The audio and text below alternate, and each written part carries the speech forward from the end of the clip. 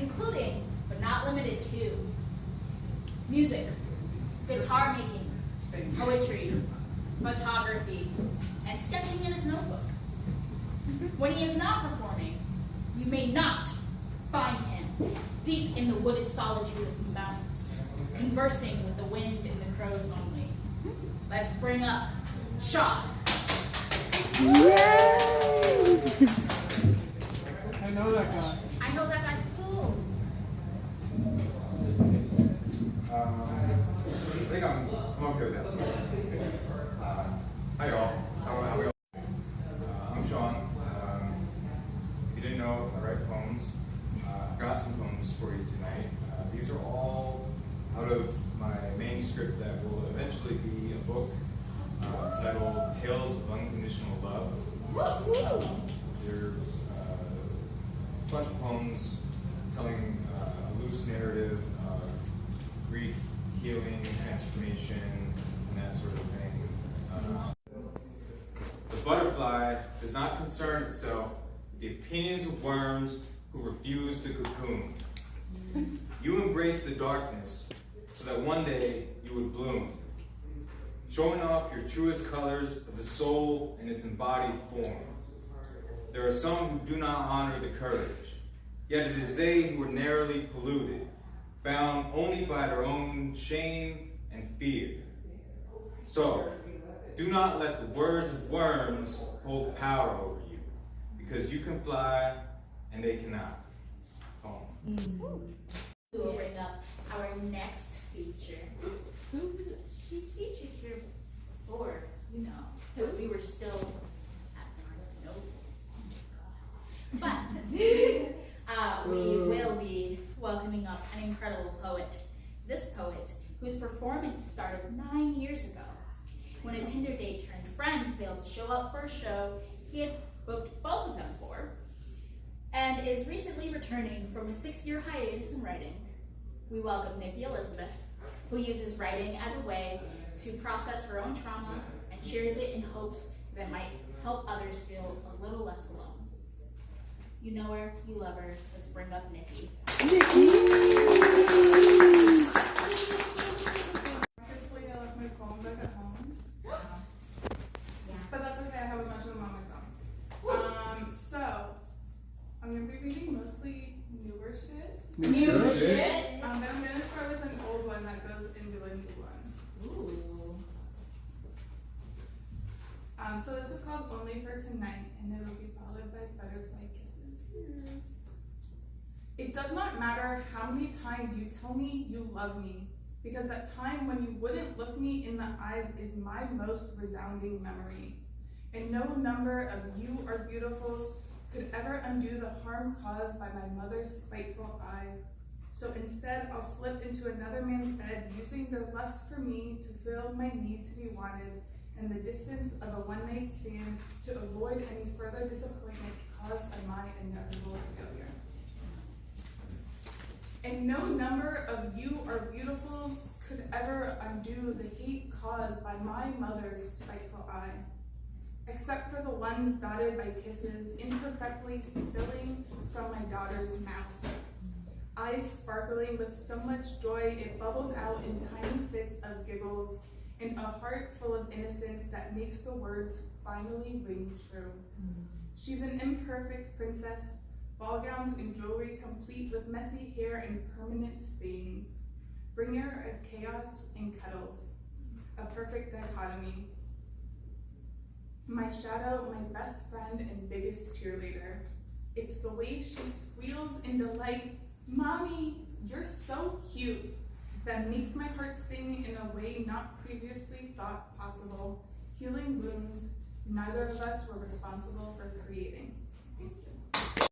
About no regrets. About no space for my name on her tongue. She has already washed the taste of disappointment down with a glass of my tears. I'm tired of shutting each time I remember she burned the bridge between us and never looked back. It's time I I turn away too, before I shift to stone.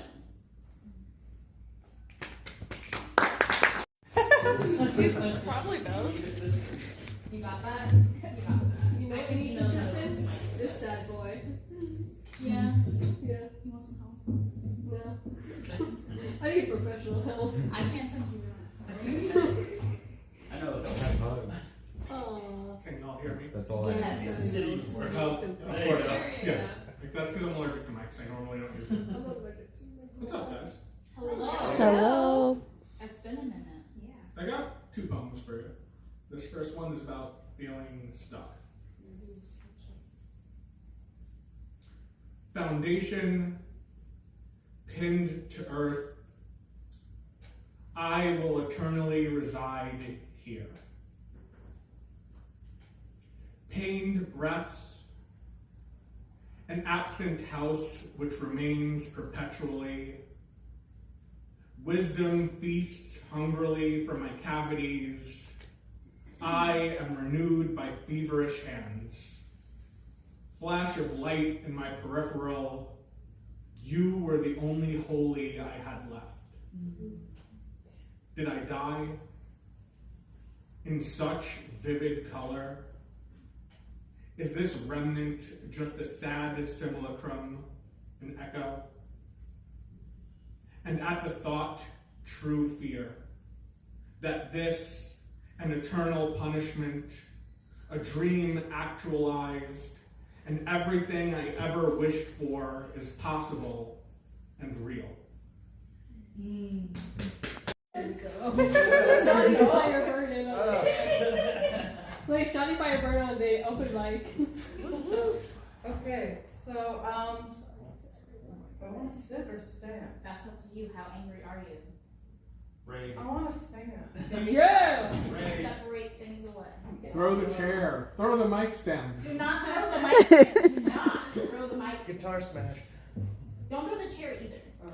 Do I- Throw the mic stand. Be Hi committed. Derek. Don't Eat throw that. No. Thank you. Not New Jersey. Not the mic Is this- stand. If you have a pencil, you can fit a pencil or something. Is this good? I'm unemployed. I can't afford Yeah, a chair. Okay. Yes. Throw a chair. There's plenty of them. Okay, you maybe this chair. You need to really throw one. Go on. We have a lot of those. Hit me with a chair. Okay.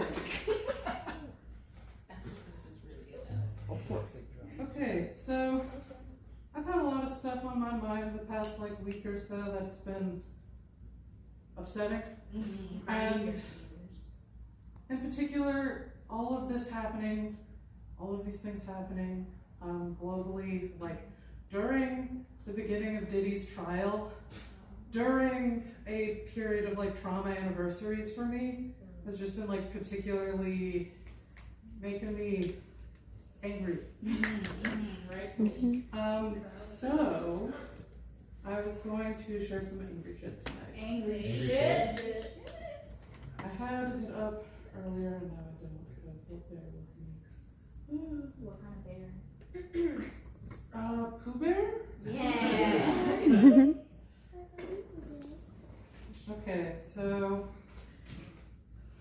I could also do one that's Halloween shit.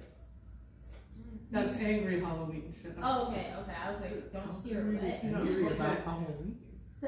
I can just go angry though, that's fine too. Okay, I'll do 2 angry. Yeah. Because I'll wait on the hobby. Okay, so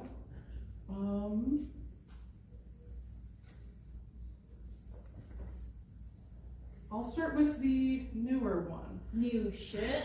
It's not that new. Sorry. Still new. That's true. Okay, this is called I Am Not the Only One. I wrote this probably the end of last summer. 11 months have passed since I had someone take me out for breakfast. That time I got dumped. Today I had the most lovely time with a faded friend. Today, a week after we met, a Friday morning, I cried in front of them over French toast. Today, 20 Fridays have passed since my last assault. Today they told me I was not the only one she touched with hands of malice. I am not the only one. I had suspected this. Someone doesn't act the way she did if they had not already done so. Publicly telling someone in a restaurant that you would like to touch their chest, raising your hand to do so, and lowering it due to the social tension and denial. Asking for a hug, and then groping the person's chest an hour after they denied you that very thing with much fewer witnesses.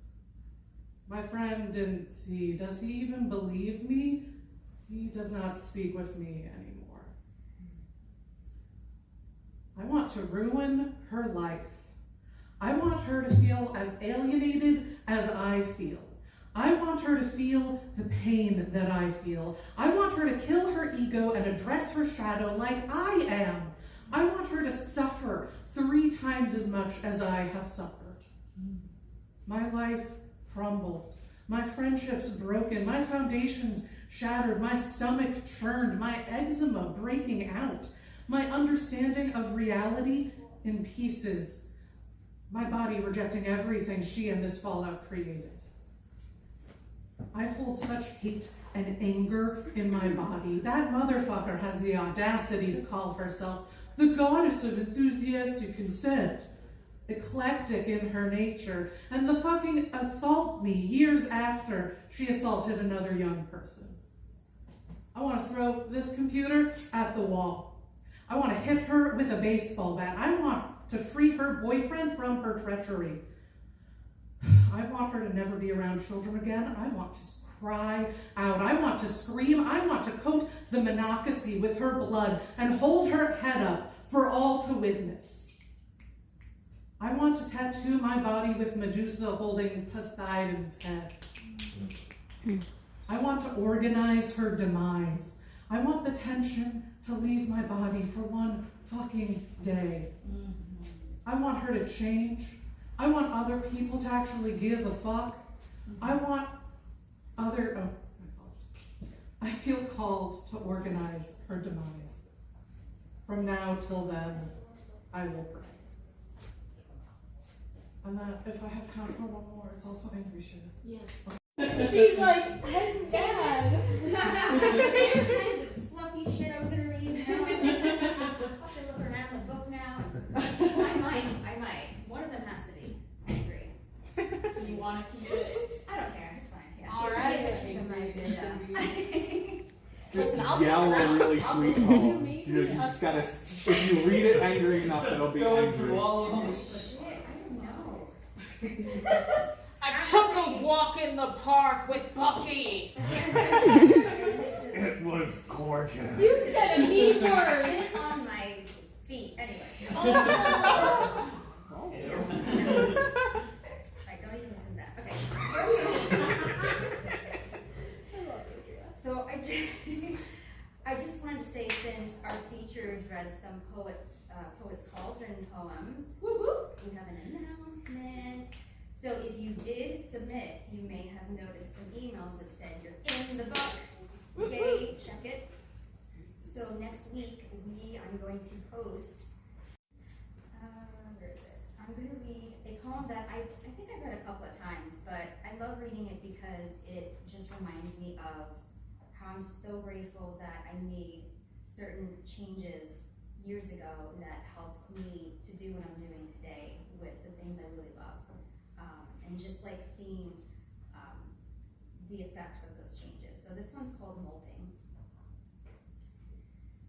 I just passed myself on 46th and 5th, on 53rd and 3rd, on Maiden Lane. I see myself out there, trenching imprints in the sidewalk, this never-ending dance of what am I doing with my life was performed weekdays in front of those establishments. Not the right fit, predictable, stifling, same theme, same responsibilities, same attitudes, just different buildings to enter, names and faces to remember. I see myself standing there so frustrated, so lost, so drained. It's like I kept repeating the same dance sequence in hopes I'd remember the cues for my next move. Still, I had trouble realizing I had to remove those layers that caused me to stumble. But from across the way, my past sees me now. The positive contrast of all of this. I've come so far since my dancing days. There's a few more moves in me to learn in this rat race. I'll be making it to the big stage soon. This is kind of crazy. Someone was making it, just realized that. I've started to shed that old skin. I can freestyle now. Bet you didn't know that. I reassure my past self with a hopeful nod and a glisten in my eye that there's just one more move yet to master, and you're free. We'll all be free. Thank you. This was at least one word in every line came from a book called Horse Feathers. I like horses. It's an old book written like 1920s or something like that. I like horses. Okay, horse shit.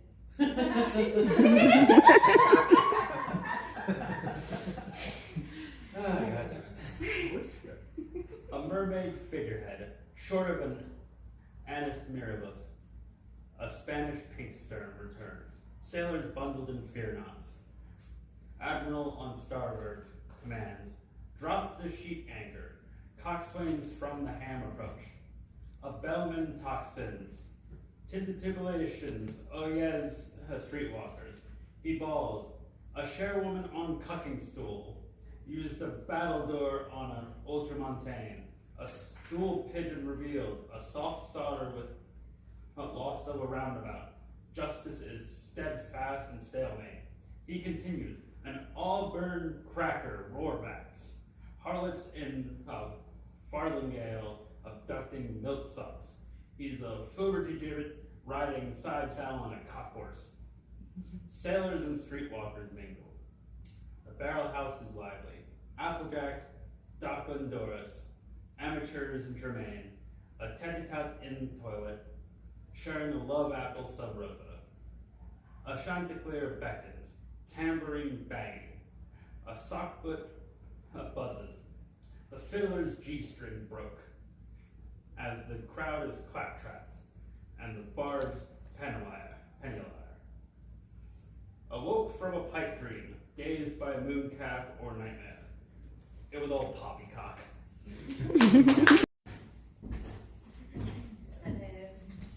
Hi. Some of you may have heard this, others I'm sure you haven't. This is only my second time reading it. Political shit. Political shit. I wrote this not too long after Inauguration Day. So, Ooh, yes. it's called The First 48. It's MLK Day, a day of remembrance for the black man that put his life on the line for our civil rights. Do you know he'd be in his 90s today? And Frank too. How soon we forget, or is it how we're taught? With American history being so whitewashed that they lived around the same time, that World War II wasn't all that long ago. My Jewish grandfather fought in it, a colorful background, I know. That Rosa Parks was on that bus just in 1955, and that little Ruby, the first black girl to break school segregation, is still very much alive. She's about the same age as my mother now, I believe. They're only in their 60s. Side note, she's actually 70. My indigenous mother, that I don't talk to because she's so brainwashed with whitewashed privilege, she seems to see white passing when she looks in the mirror. I can't fathom to understand it, nor wrap my head around it, because when I see my own reflection, I look just like her. It's MLK Day, a day of remembrance, but today they've whitewashed it too. Trump has taken office, and all of our rights with him too. There's so many executive orders, I can't keep track. The point of all this is so we feel under attack. You're only male or female, trans people don't exist. Mass deportations of any non-whites persist. I carry my papers with me as if it's Nazi Germany, with fear of being detained. For all of this, my white father is to blame. Yes, I'm American, but my brown skin does not align with their image.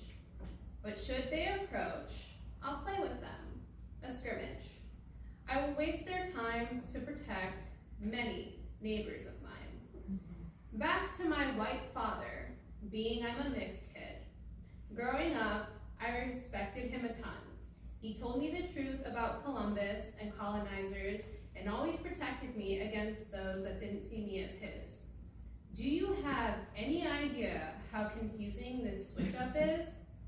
More orders that occurred are the removal of federal DEI programs, which we know other businesses will follow, as well as the revoking of the Equal Opportunity Act. What does this mean for tomorrow? This means we resist and we don't let him exhaust us. It's going to be a brutal 4 years, but I have trust that if we stand together and find joy in the things that we love, support our community, and fight back with love, there is nothing more that will defeat them than that. And at the end of it all, MLK will have our back. Him and the Black Panthers will stand with us proud, and all of our allies in other countries who are speaking out loud. It's okay to be angry, and it's okay to be scared, but just know that this burden isn't yours alone to bear. We're not alone in this, even if it seems like it at times. Please remember, I love you, you're valid, and we will get through this, just like we did the first time. Forwards and backwards. Just yell at them.